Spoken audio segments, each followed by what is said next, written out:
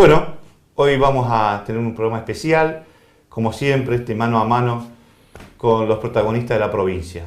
Hoy, la bienvenida a un hombre que ha sido un ídolo a nivel internacional, pero también político aquí en Santa Fe. Lo presentamos en sociedad. Carlos Alberto Reutemann, 73 años. Fue piloto de Fórmula 1 a partir de 1972 y hasta 1982. Corrió para Brabham, Ferrari, Lotus y Williams. En 1991 fue electo gobernador de la provincia de Santa Fe y en 2003 fue nuevamente electo como gobernador de la provincia. Actualmente es senador por la provincia de Santa Fe y productor agropecuario. Don Carlos, ¿cómo le va? ¿Cómo anda? Bien, gracias. Vamos a hablar un poquito, no tanto de política, que estas últimas horas lo requieren para eso. Yo quiero hablar un poco de Enrique y de Flora. ¿Cómo eran esos padres? Bueno, ellos hicieron enorme sacrificio, ¿no es cierto? Yo nací acá en Santa Fe, pero vivía en Manucho. Y mi padre ellos habían nacido esa colonia suizo-alemana. Ellos se instalaron en Grutli, entre Grutli, Felicia y Humbor, ahí estaban. Y la casa paterna era entre Felicia y Grutli. Ahí tenían una cabaña que se llamaba Las Arboledas. Mi padre nació ahí, en Las Arboledas. Ahí está la casa paterna, están todos desparramados en esa zona.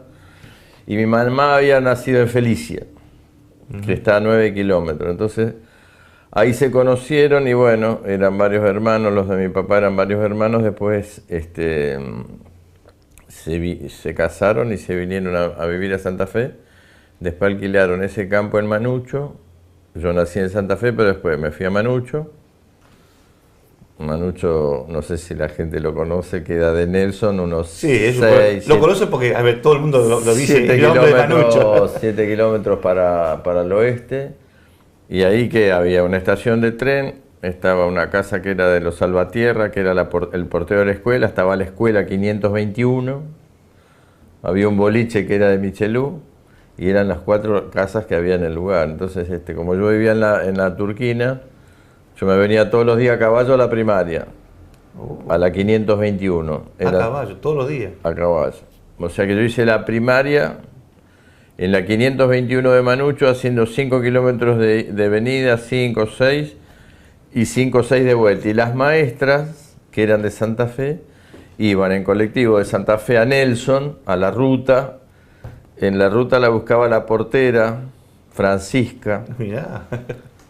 Y Francisca la llevaba en sulky desde Nelson hasta Manucho, todos los días, en camino de tierra, en sulky. Qué increíble, qué historia. Y esos son 6 kilómetros más o menos. Y la verdad que la educación que tuvimos en la primaria, nunca me voy a olvidar que nos hacían hacer los palitos, las letras. Y fíjese que no tuvimos nunca errores de ortografía, cosa que es muy normal de ver en los chicos ahora. Hay una confusión. Porque ha cambiado el estilo de estudio. Exacto. Donde no se lo corrige así tan fuertemente al alumno, lo dejan que sea y después Exacto. dice que va a aprender, cosas que no pasan. No. Después. Yo tengo chicos de 29 años que todavía escriben horrores de ortografía. Es bravo, es bravo. Lo bravo. que se ve que es bravo, con los chicos es bravo. Bueno, Exacto. ahora, esa niñez la marcó a fuego, le gustó a usted esa niñez, le encantaba. No fue una niñez fácil, porque yo vivía ahí en el campo. Obviamente ahí empecé a tener mucho contacto, como pasa con los chicos del campo. Usted se hace muy independiente. Usted va a ver que si anda, ahora no tanto, pero con los chicos del campo, ayudan en el campo, andan con un tractor, manejan, tienen mucha independencia. Bueno, eso es lo que me pasó a mí. Yo tenía mucha independencia. Por lo tanto, yo aprendí a manejar un Fora modelo chico. 29 a los 7 años. 7 años, 7 años. Era chiquitito, chiquitito. Eso Fora deben haber sido duros los embragues. No, sí, había que patearlo ahí para arrancar con la pierna izquierda, después poner marcha atrás. Los otros días yo estuve en Nelson con Judice, que eran los dueños de la Fora, que tenía una estación de servicio en Nelson, una ESO. y la tienen en la casa guardada. Es una camionetita Forá modelo 29, la tienen abandonada. ¿Usted manejaba? Sí, está ahí, está ¿Es para el museo esa? Está en un galpón, pero no la restauraron. Está intacta. Y me dijo Judice Nelson, estuve los otros días que estuve viendo al cura de Nelson, está ahí. Tiene que comprarle además su museo con todos los autos, con todo lo que ha sido. Bueno. Ahora, le da independencia, esa vida le da mucha independencia, por eso toda la gente empieza a manejar en el campo, tiene mucha independencia, andan con los tractores, los ayudan a los padres. Y bueno, eso es lo que me pasó a mí. Ahora, y de ahí, de esa línea apareció el nombre de Lole, entonces. Eso apareció más tarde, apareció ya cuando yo era grande, yo había hecho el bachillerato con la Inmaculada y apareció más tarde, pero bueno, eso es una anécdota aparte. Ajá. Porque alguien me pregunta y dice, ¿qué va a hacer cuando dejé? Me voy a ir a crear los lechones. Bueno, hay que... Los lechones. Sí. Bueno, ahora, se viene a Santa Fe, después, ¿cómo comienza esto, digamos, de meterse en los fierros, en la carrera? Porque su vida, digamos, comienza categorías acá en Santa Fe, en el país. ¿Cómo comienza ese pinchito de la carrera? Después yo hice la bachillerato acá en la Inmaculada, que estuve pupilo. ¿Pupilo? Pupilo. ¿Qué eso era de la jesuita? ¿Qué era? Jesuita, 6 años. 6 años. Pupilo acá. Ah, pero el régimen jesuita es duro. Es duro. Usted, bueno, no Papa, me quejo. No, bueno, Bergoglio estuvo estuvo acá en la Inmaculada, estuvo varios años. 3 años. Sí, claro, estuvo al frente de... No, tiene una formación muy estricta. Pero entonces eso le sirvió porque a usted lo marcó a fuego. La formación jesuita, yo la verdad que es muy estricto, pero bueno, estoy muy contento, conforme. Por la formación que nos dieron, la formación jesuita es típica, ¿no? Está la marista, está la jesuita, pero bueno, no me quejo para nada, una muy buena educación. ¿Y cómo surge este bichito de correr los fierros? Y bueno, eso tiene que ver mucho con lo que yo hacía, o sea que yo esperaba que lloviera en el campo para andar en el barro. Entonces le sacaba el auto a mi papá, un Ford 40 y andaba por el barro, manejaba desde muy chiquito. Yo en la ruta 11 entre Nelson y Santa Fe manejaba... A los 11, 12 años me ponía un armadón y lo traía a mi papá en el Ford 40. Nelson, Iriondo, Candiotti, Recreo, el camino lo conozco, pero con los ojos cerrados. Me vuelvo para atrás, imagino esa imagen. Un chico de 11 años hoy no puede manejar. No, si había mucha gente que me miraba y se reía. Porque, bueno, me conocían todos en la zona porque era muy chiquitito y andaba siempre en el auto. Así que me sacaba el almohadón y veían un tapón de 11 años bajándose del auto, a nadie lo podía creer, sí, es verdad. ¿Cómo viene la propuesta entonces para meterse en el tema de la... Bueno, en el año 64, los hermanos Grossi, Américo Grossi, que estaba en Santa Fe, y Carlitos Grossi estaba en Rafaela, ellos compraron un Fiat 1500 y se acoplaron a una compañía que se llamaba Automóviles Alvear en Buenos Aires, hicieron correr en el Gran Premio del año 64 el Fiat 1500 de ellos, que lo preparaban en Rafaela, pero tenían ellos la Fiat de Santa Fe y Rafaela, con Automóviles Alvear, que era una agencia de Buenos Aires. Ellos corrieron en el 64 y ese auto quedó libre en el 65, así que en aquel momento siempre hablaba con Américo Grossi, estaba un gerente que se llamaba Ángel Batres, Félix Croce, que vendía autos ahí en calle San Martín, y le daba, para que me prueben. Porque yo sabía que podía, y me iba a ver las carreras y sabía que podía manejar bien. Y bueno, eso empezó al inicio del 65 y se concretó en mayo del 95. En mayo del 95 dijeron, bueno, vamos a hacer una prueba. No, del 95 no. 65, perdón. 65. Dice, vamos a ir a hacer una prueba a Córdoba y vamos a ver cómo manejar. Y bueno, efectivamente, fuimos a Córdoba a la cumbre, y me dieron a probar primero que yo no tenía Fiat 1500, así que le pedí el Fiat 1500 para saber cómo se manejaba al hijo de Ricardo Molinas. El fiscal general. Karim Molina, el papá, Ricardo Molina, sí. Bueno, un hombre muy conocido, tenía un Fiat 1500 celeste. Entonces lo llamo un día a Karim y le digo, Karim, déjame manejarlo, porque no sabía ni cómo eran los cambios. Fuimos acá a la casa de él y dimos una vuelta por el Parque Sur. Entonces manejé el 1500, primera, segunda, tercera, cuarta, Y es la primera vez que yo no tenía auto, tenía un rastrojero. Claro, no es lo mismo. Nada que ver. Nada que ver. Bueno. Y eso, digamos, comienza ahí tu carrera y empezaste a tomar revuelo Y empecé, nacional. después yo gané, en la cumbre no gané, pero anduve bien, y después gané en julio del 65 en Villa Carlos Paz. En Villa Carlos Paz hay un circuito muy largo, Carlos Paz, Oxina, Calera, después se sube al Pan de Azúcar, donde hay un hotel, arriba, el que lo hizo alguna vez conoce, y después se entra a bajar para ir a Cosquín, y de Cosquín se dobla a la izquierda, Vialén Macé y Carlos Paz. Entonces era una vuelta de 103 kilómetros, 3 vueltas, y me fui como una semana antes. Mi hermano tenía un 4L, un Renault 4L. Enriquito. Enriquito. Me prestó el 4L y me hacía 3 vueltas todos los días al circuito. Así que hice 22 vueltas antes. Pero esa es la característica suya, ¿no? De meterse de bueno, lleno a conocer. Y a meterse, Claro, tratar de hacerlo bien. Claro, pero a ver, estuvo 3 vueltas por día durante 20... Despacito iba, porque era conocer... un sacrificio el auto de mi hermano que lo debía. Entonces el 4L iba despacito, muy despacito. Capaz que me tomaba todo el día para hacer las 3 vueltas, iba despacito. Pero ¿no? era para ir conociendo el y lugar. lo fui conociendo, y fíjese lo que fue. En la última vuelta, nosotros teníamos radio, y en la última vuelta creo que yo estaba, me dice en la radio, dice, está segundo a 20 segundos de un muchacho de La Plata. Dice, pero si querés arriesgar todo lo que quieras, arriesgar, que si nos rompe el auto a nosotros no nos importa. Me dice Carlito por la radio. Y bueno, cuando yo escucho eso, nosotros antes de entrar a la tierra, subiendo al hotel, iba atrás de un Mini Cooper, que era de Willy Gainzapaz, un muchacho de Buenos Aires. Y había una curva muy tapada, antes de entrar a la tierra. 200 metros después entraba a la tierra, y una curva con un salto, un tema bastante complejo. Y yo venía atrás del Mini, pegado, y entrábamos a la tierra. Y el hombre levantó un poquito y yo lo pasé por afuera, entré el primero a la tierra.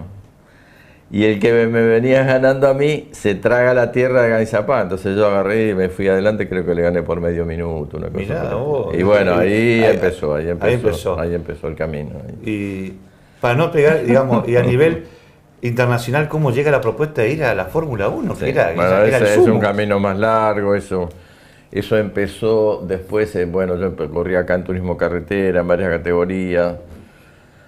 Después había el Automóvil Club Argentino en el año, a ver, hago memoria, 69, arma un equipo de monopostos aquí en la Argentina. Había una persona que manejaba la parte deportiva del Automóvil Club Argentino que se llamaba Héctor Silverio Estrafa. Ah, ¿se acuerda todos los nombres? Yo no me acordaría. Todo tiene que ver con lo que me pasó en la vida. Claro. No, pero acordarse. Entonces un día me llama Estafa y me dice, estamos haciendo un equipo, qué sé yo, y corrimos acá en monoplazas, monoplazas, en el 69 que yo salí campeón. Y a fines del 69, él siempre tenía la idea de ir a Europa porque él había estado siempre cerca de Fangio. Y bueno, el ACA hace una sociedad con YPF y compran unos Brabham de Fórmula 2, y en el 70 dice, vamos a Europa, hicieron un equipo para ir a Europa, o sea, compraron 2 autos, y Estafa manejaba el equipo, Piloto era uno de los mecánicos, el Gordo Quaglia era el otro, fuimos 3 mecánicos, Estafa y yo, y Carlos Ruiz, que era un muchacho, Caldarela fue el original. Después Caldarela se volvió y yo me quedé. Pero llegamos a Europa con, como decían los gringos, una mano atrás, una adelante. Es difícil. ¿Eso está hablando que en el 72 ya? 70. 70. Años 70. Porque en Brahma usted empieza en la escudería en el 72. En realidad yo empiezo con Brabham en el 70 en Fórmula 2, después saltamos en el 72 a Fórmula 1. Así que estuve 70 y 71 en Fórmula 2, en Europa, y a fines del 72... saltamos a la Fórmula 1. Ahora, con Brahma le fue bien, porque logró 3 Sí. La verdad que siempre me pongo a pensar, ¿no? Después que yo arranqué, desde donde arranqué andando a caballo en Manucho a llegar a Fórmula 1 es muy difícil. La verdad, A veces lo pienso si uno lo tuviera que hacer de nuevo, mirando la realidad actual. Pero hoy es distinto, me parece que claro, ha cambiado mucho. Sí, todo cambió, han cambiado las generaciones, los chicos son más jóvenes, hay otra forma, un approach diferente hacia la vida, inclusive para manejar. Yo aprendí a manejar un Foral, los chicos hoy aprenden con el PlayStation. Claro, y es cierto. Sea, en la simulación de las carreras manejan el auto con el PlayStation. Se da el caso que hay muchachos que saben manejar antes de tener, obviamente, de manejar en la ruta y todo, bueno, manejan por PlayStation. Pero aparte, hoy también el tema de la escuela de karting, todo. Hoy cambió todo. Pero, sí, a ver, hablemos de esa etapa internacional porque es apasionante. Lograste ser tercero varios años, es decir, tuviste... Sí, ahora, no me quejo. Bueno, a ver, pero esa decisión que te dejó marcado porque... es una estima que tengas que saliste segundo, cuando podía haber sido primero y esa orden que te dejan... En realidad no me quejo porque fue esa de las épocas que me tocaron a mí, la Fórmula 1 era muy peligrosa, se mataron. Desde que yo empecé a correr en el 70 hasta que dejé en el 82 se mataron 18 compañeros. Claro. 18. Muy peligroso. Ahí hay varios nombres, o sea, compañía de promoción, diríamos, si uno dice, bueno, compañía de promoción, se mataron 18.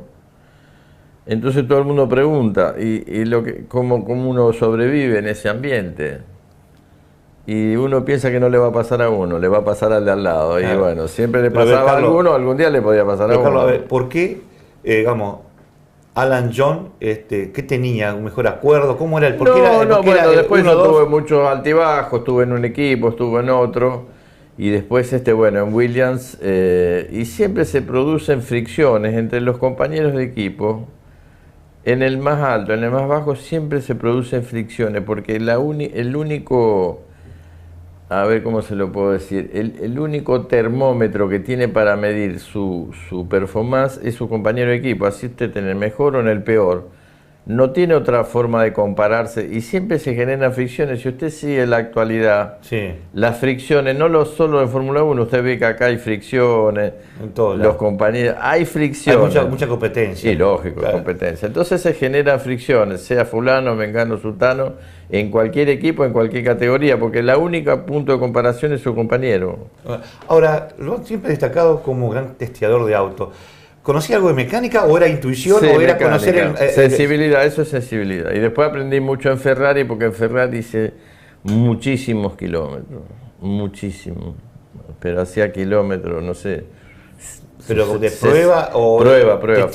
Ferrari estaba muy ordenada, muy organizada, tenía un circuito de él privado, claro, propio Fiorano. Bueno, ahí estaba noviembre, diciembre, hacía 60, 70 mil kilómetros. Ah, pero... Sí.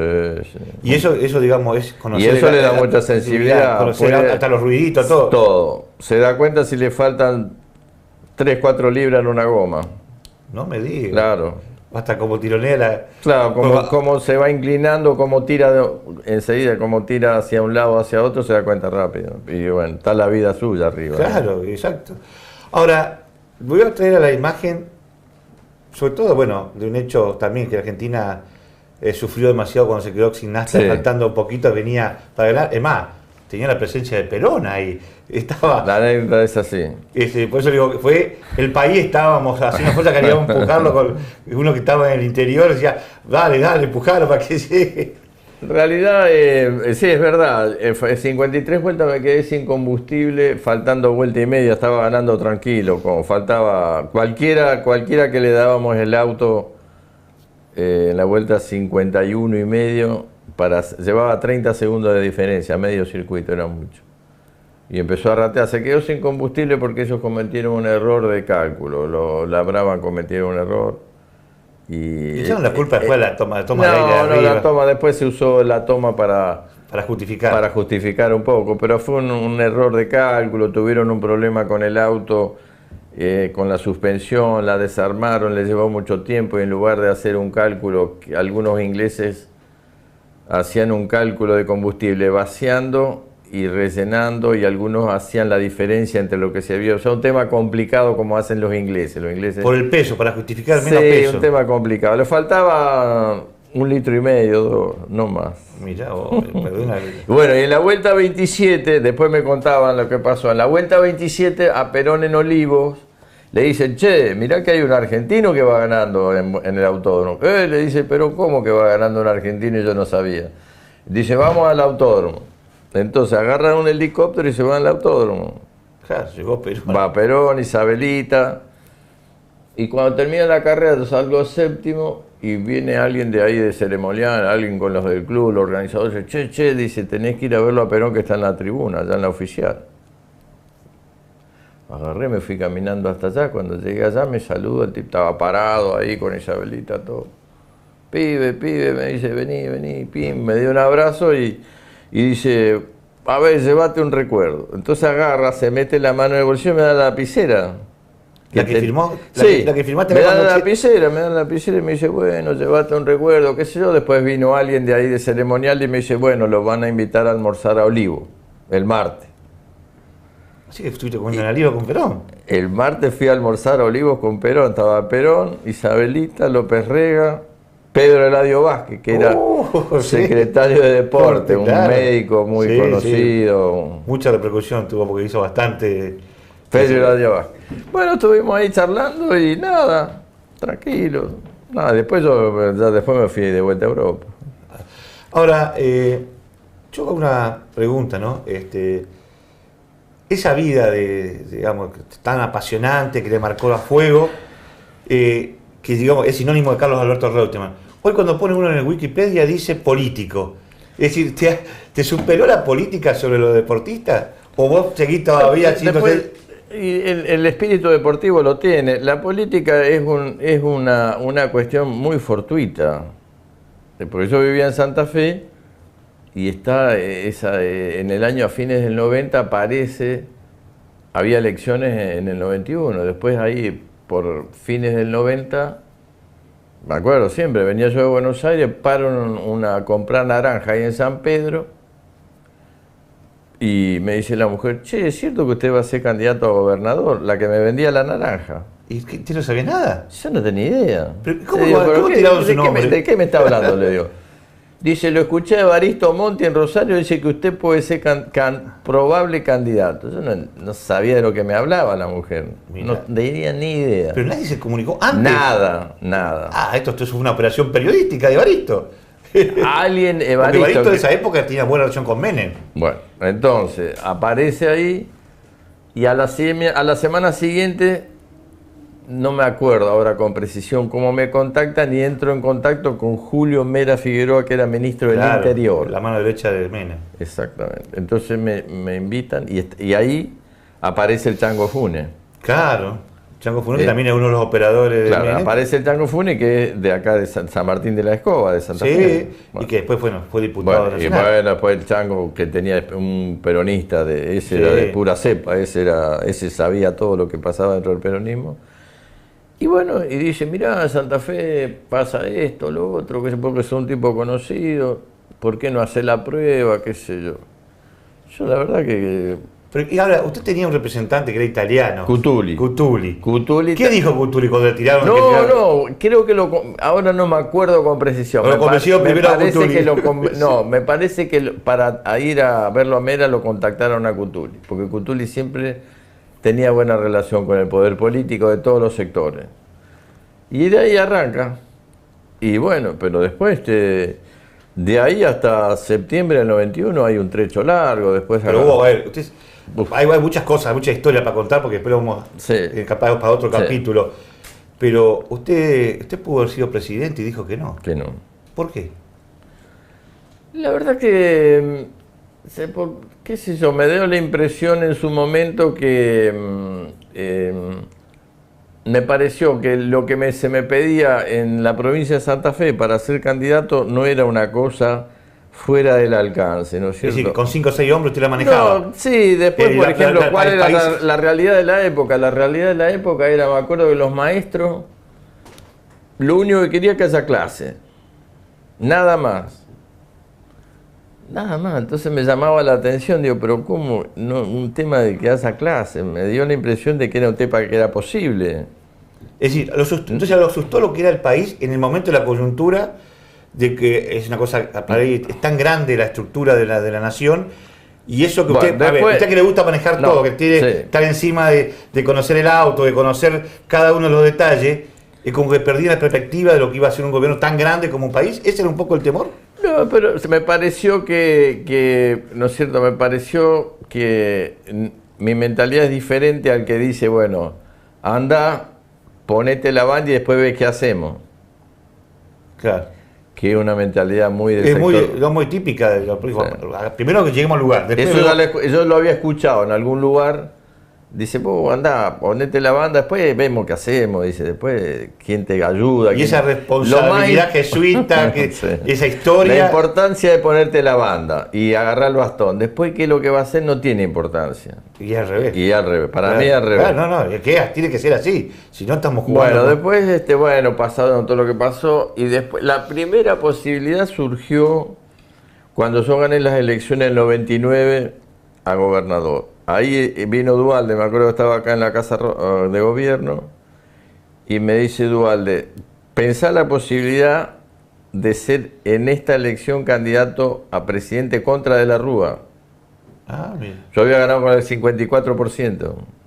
Le digo a Duhalde, no, le digo, mira que la gente me eligió para otra cosa, no me eligió para candidato a presidente, sería defraudar a la gente que te votó para Santa Fe.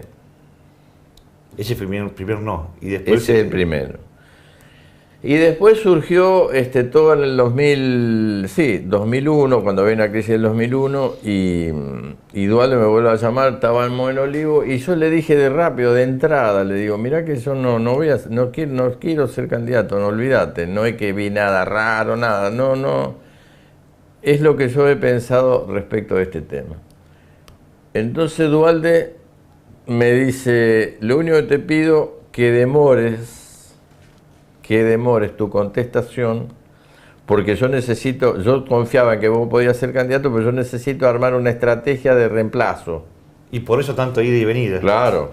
Pero yo ya sabía que no iba a ser. Él ya sabía que eso no iba a ser. Él ya lo sabía, pero me pidió, dice, por favor, cuando ahora salga de acá de Olivo, no declares que no va a hacer porque me arma un lío bárbaro. Claro. Así que Duhalde sabía. Sabía. Después dijeron que que dubitativo. No es cierto. Eso no es cierto. Duhalde sabía y después él sale a explorar a De la Sota, lo explora a Solá, y termina a Rucao, no sé a cuánta gente más, y termina con Kirchner. Pero él ya sabía ese día en Olivo que era no.